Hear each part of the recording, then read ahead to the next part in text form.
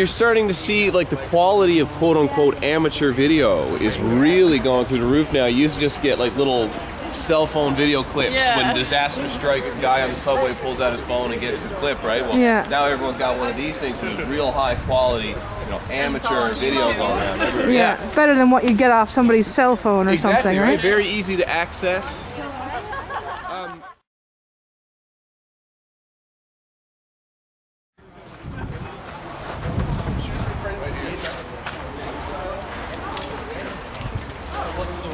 And the neighborhood CBC television. Getting set up.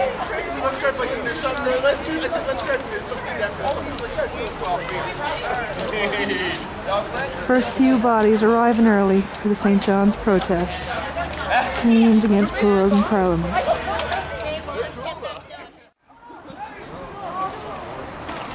Getting her set up. Marion here working with the speaker stand. Sally with the other.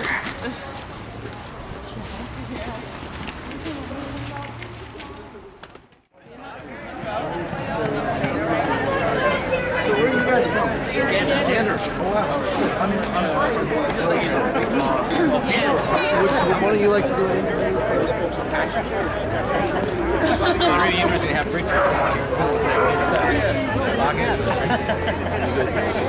the symbolism is replete.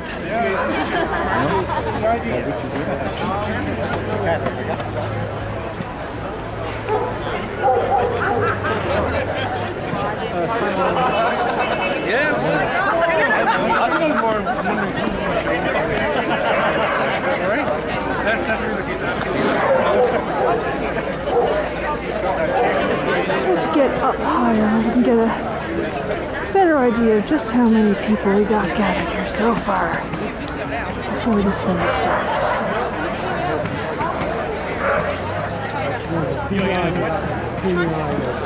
Because it was at least 60.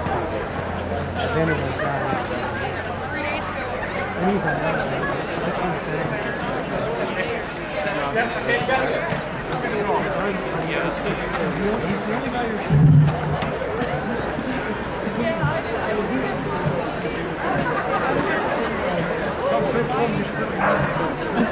People can come a little bit closer if they like. It's not necessarily like a bad lecture where you have to sit in the back of the class. We'll try and make it a little bit better than that.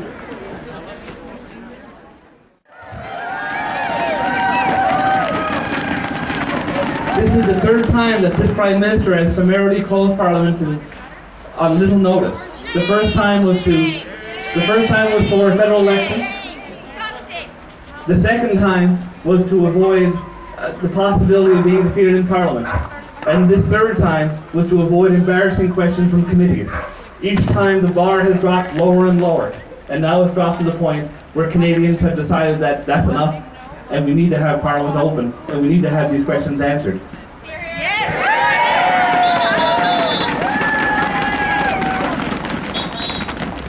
We're going to have three speakers this afternoon. Unfortunately, one of our speakers, Mary Walsh, has had to, she's got the flu this morning, so she's out of the game.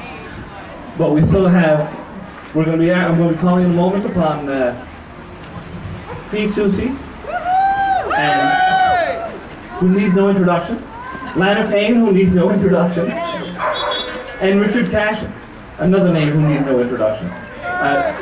Before I do that, I'd like to recognize some of the people here in the audience. Siobhan Cody is here, the member for the South End of St. John.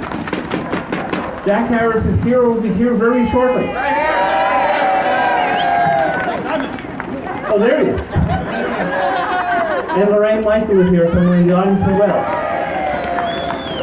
I would encourage you to speak to your members and to let your feelings known to them, although I think by your very presence you've already been able to do that.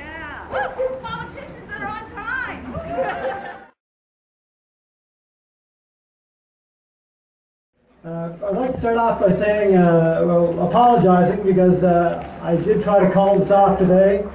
I haven't really prepared anything to say, so I called the organizers of the rally and asked them to postpone it. I said you wouldn't mind, but I didn't think along those lines. I have to say the thing about this most recent and almost secretly called recess by the Prime Minister is that it reminds us again that we cannot trust this government. There is a palpable, pungent odor to how this administration works. Always twisting, forever spinning, and so obvious in their timing. The implication here is that we are too asleep, too slow, or too indifferent to catch what's going on. And there is contempt in the notion that we cannot even detect when we are being duped. This prorogue is an escape hatch, pure and simple. It gets the government out of a tight spot regarding the focus on the Afghani detainees, which would be damning at any time, let alone when the world is watching due to the Winter Olympics. It is the third time they've done this. When he and Peter MacKay spoke so often and so harshly against the practice when the Liberals were in power, there is hypocrisy and cowardice here. To assume it could be done discreetly with a phone call smacks of an indifference and disdain beyond even what we here in this province have come to expect from Stephen Harper. He is not to be trusted, and he should not be allowed to manipulate the operation of Parliament as he sees fit.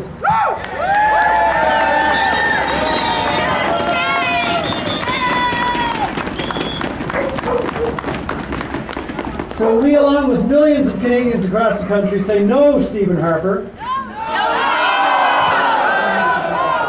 We will remember. We can't threaten seats you currently control in this province, but this will not go away regardless. This error will echo in your sleep, if indeed you can sleep. May it be on your mind after you tuck in your kids and shake their hands good night.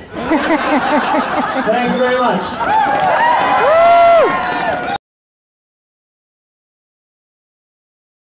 It spans all age groups, from the young to the middle-aged to more. This was not, this was done by a small group of people who decided to get together and organize this on a budget of something approaching zero, with a time scale of something approaching practically no time at all, and people responded.